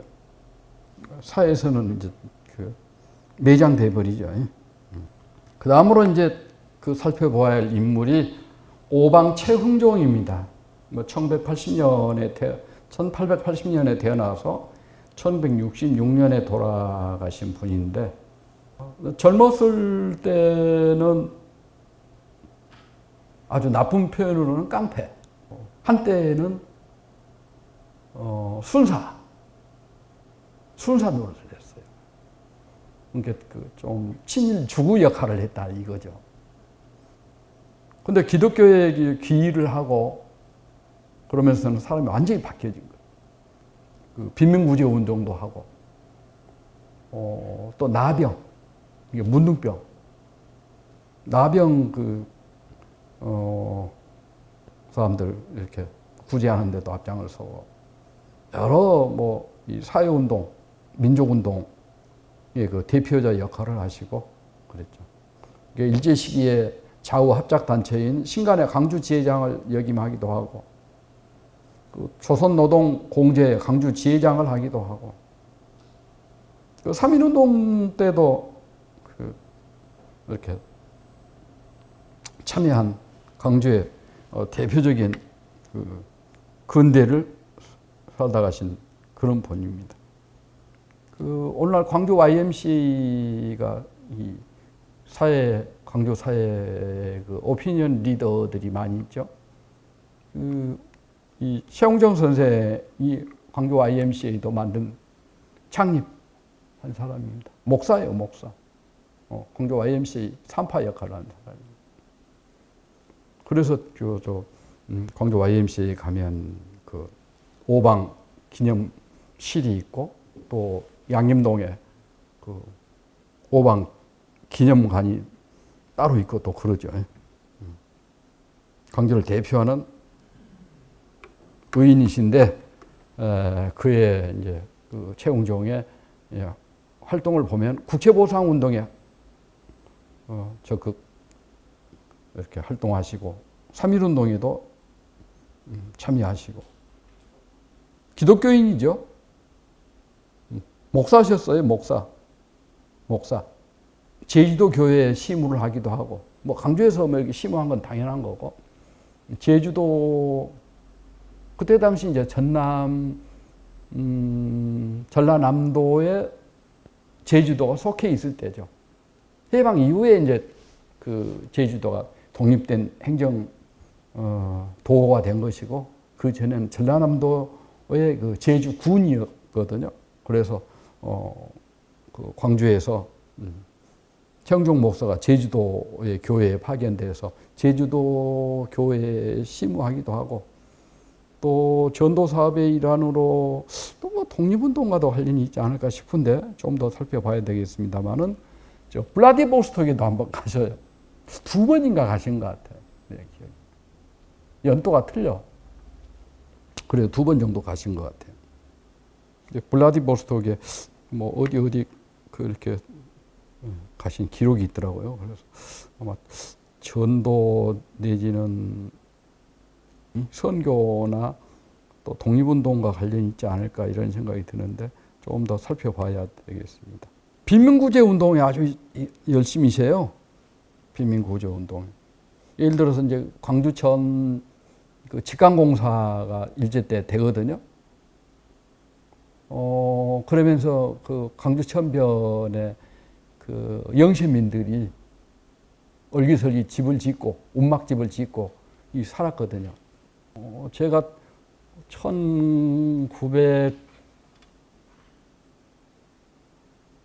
1968년에 제가 원래 나주가 고향이에요. 나주 다시가 태생지입니다. 다시국민학교 나왔어요. 그래가지고 이제 뭐 공부 좀 하고 그래가지고 광주로 중학교에 오게 됐죠. 그래가지고 처음에 농성동에서 계림동으로 이렇게 버스 타고 중학교를 다녀야 됐어요. 그러면 저 농성동에서 돌고에게 거쳐서 양동시장을 거쳐서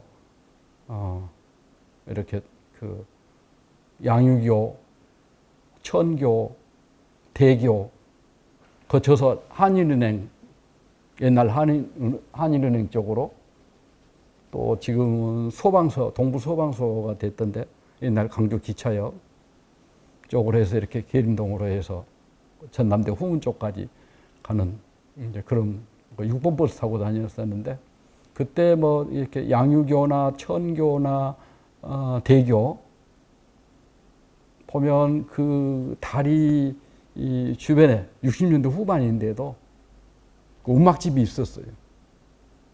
사람이 살고 있었어요. 지금 상상이 안 되죠. 넉마주의들, 뭐 영세민들, 어렵게 사는 사람들 거의 뭐 천막 겸 뭐 움막같이 이렇게 가설 해가지고 살았거든요. 이럴 때 직강공사하면서 많은 영세민들이 이게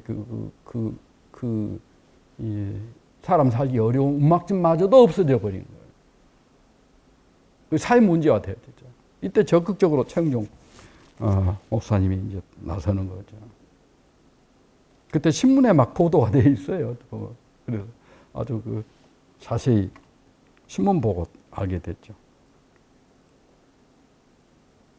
그리고 여러분이 알다시피 그 나병 환자 구제 이런 것도 아주 그러다가 중일 전쟁이 1937년에 일어나잖아요. 그러면서 이제 국민 총동원 체제죠. 일제 강점기에 일본이 이제 중국과 본격적으로 전쟁을 하죠. 1931년에 만주사변, 1937년에 중일 전쟁 아주 본격적으로 이제 일본군이 중국 대륙을 석권하게 되죠. 그 총동원 체제죠. 이제 일본 국민이 한 1억 정도 되는데 인구로 보면 중국하고 게임이 안 되거든요. 그러니까 전 국민 총동원 체제를 하죠. 조선에도 이제 같이 하고 그러니까 더 이상 뭐 이렇게 그 사회 활동을 할 수 없게 되죠. 그래서 이제 오방 선생이 그냥 그 무등산 속으로 들어가 버리신 거죠. 피해 버리신 거죠. 뭐 교회에서는 신사참배 강요하고 그러니까 더 이상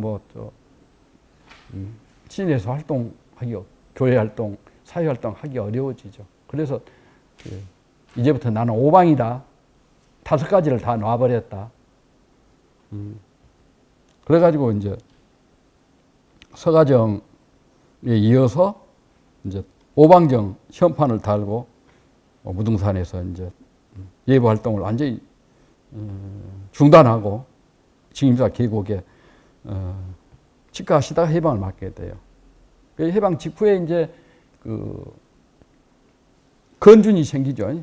여운형 선생을 중심으로 하는 건국준비위원회 건중이 생기게 되고 전남 건국 준비위원회 위원장으로 이제 최영종 목사님이 추대가 되죠. 그 다음에는 호남신문사 또 사장도 하시고 그러죠. 언론인 활동을 하시고 60년대 중반에 결국은 돌아가시고 1990년에 그해 이제 그 일제 강점기에 이제 항일 독립운동, 사회운동 이런 걸 건국훈장 애족장의 추서가 됐죠. 그래가지고 지금도 이렇게 맨 나중에 그 이야기 할게요. 그 손자들끼리 가끔 만나시고 이렇게 할아버지들끼리 긴밀하게 서로 이렇게 그 사회활동, 독립운동, 뭐 빈민구제운동 이런 거 같이 하신 분들인데 이제 그 손자들까지도 최원순 선생은 그 최영훈 교수 그리고 오방 최영종 선생은 전남대 그 인류학과의 최엽 교수. 최엽 교수가 손자예요. 이게 최영종 목사 사진을 보면 그 지금 그 최엽 교수하고 이렇게 그 할아버지 손자지간이잖아요. 조선지간이잖아요. 그 원판 불변의 법칙 이러구나 할 정도로 굉장히 많이 닮아 있어요. 최엽 선생은 저도 굉장히 이렇게 그 따르고 존경하시는 분인데 많이 닮아 있어요.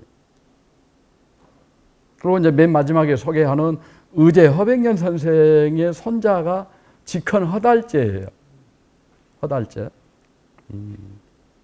그 화가죠. 거기도 문인화가죠. 할아버지 뒤를 잇는 문인화가죠. 요 의제미술관 지금 이사장 그리고 화가시죠. 이 세 분들끼리 지금도 가끔 뭐 모이시고 그러더라고요. 9월 2일 날 그 의제미술관 재개관 할 때도 세 분이 이렇게 사진을 찍은 걸 제가 봤습니다.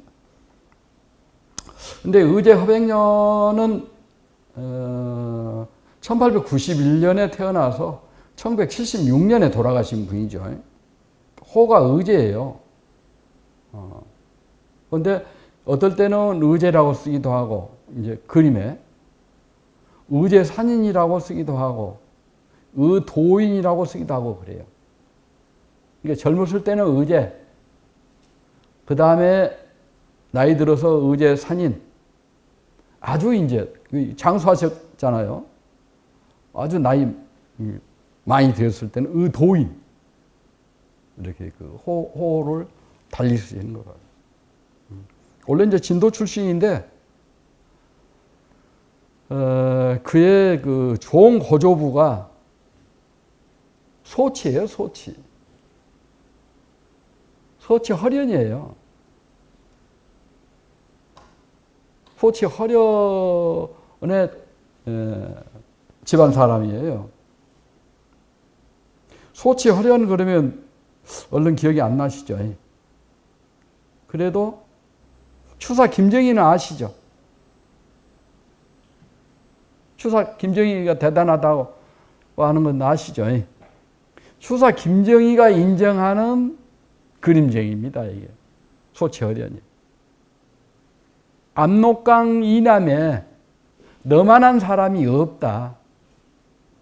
중국에 대치라고 하는 사람이 있는데 너는 이 조선의 대치다. 이게 작은 치다. 그래서 소치다.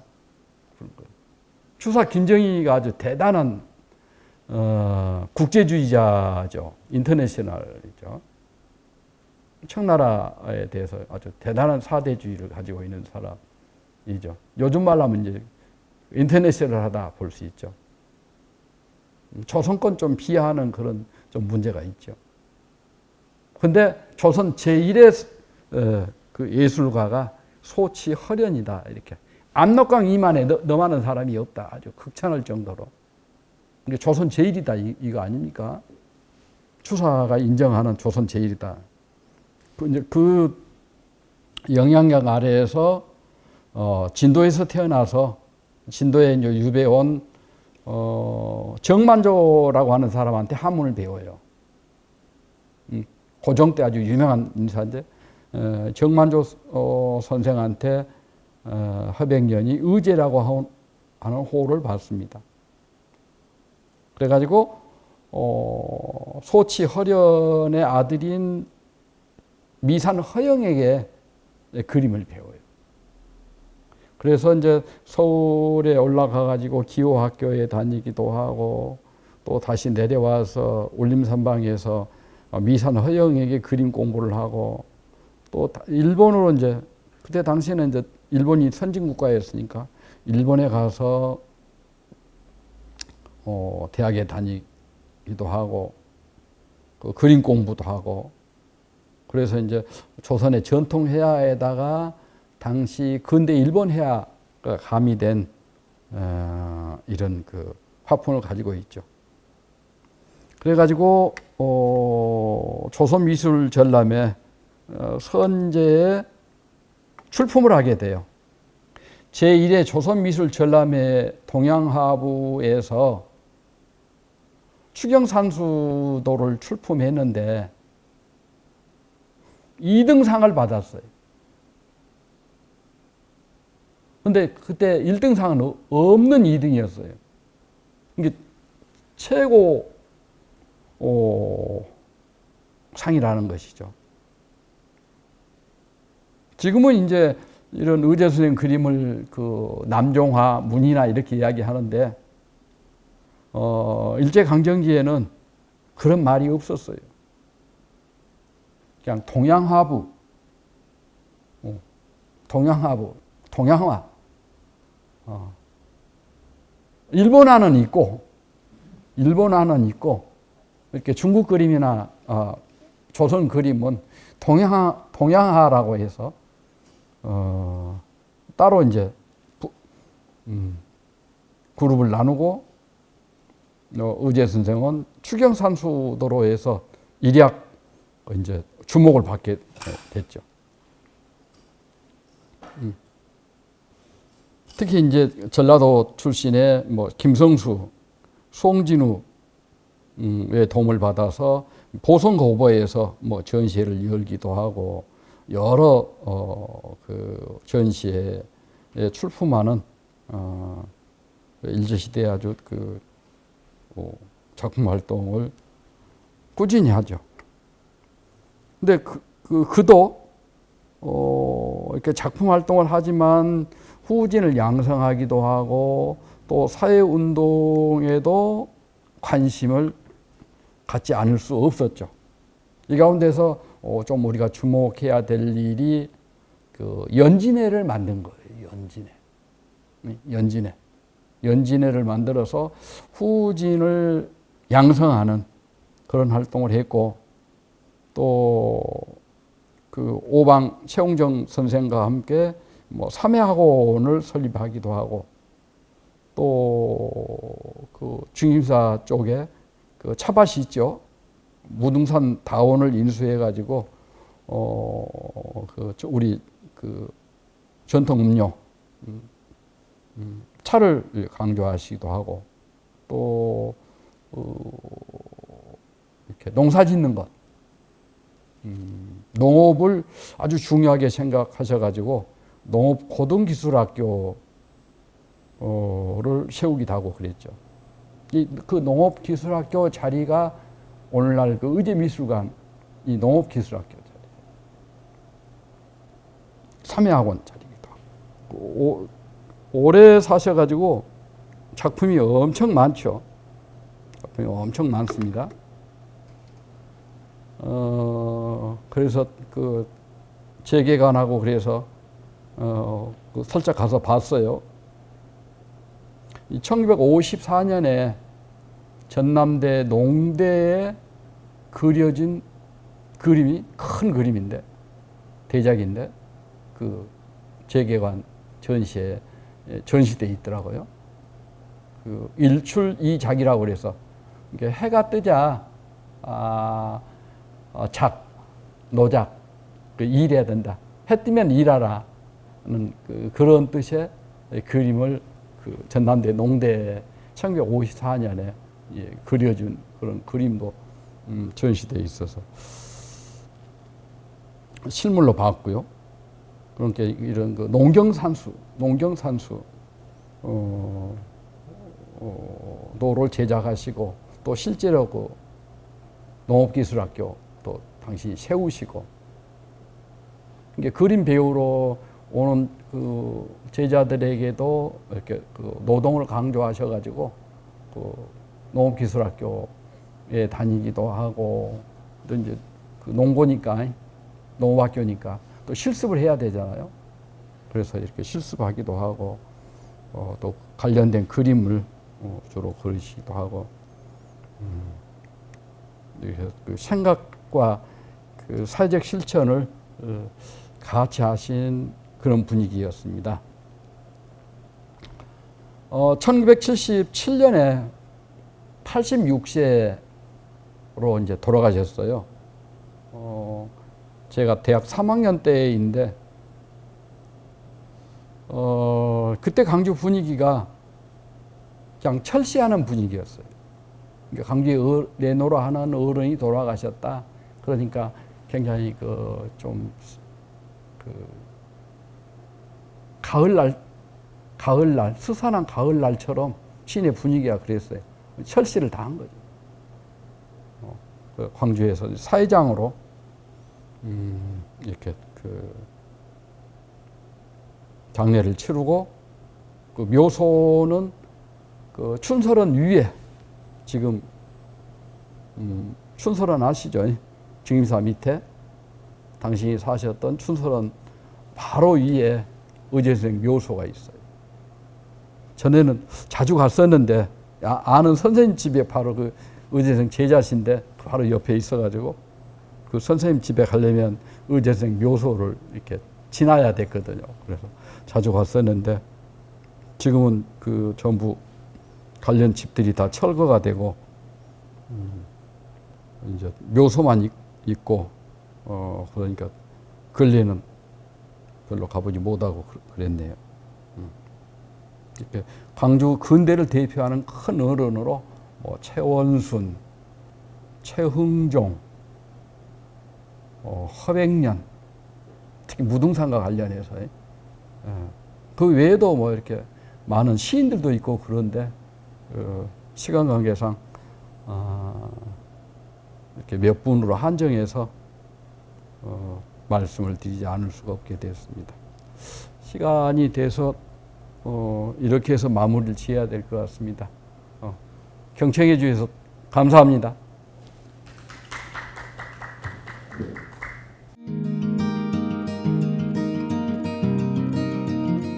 Oh girl, it must be you again. You have gone straight to my head. Take the pills and go to bed, but I'm still hooked on this.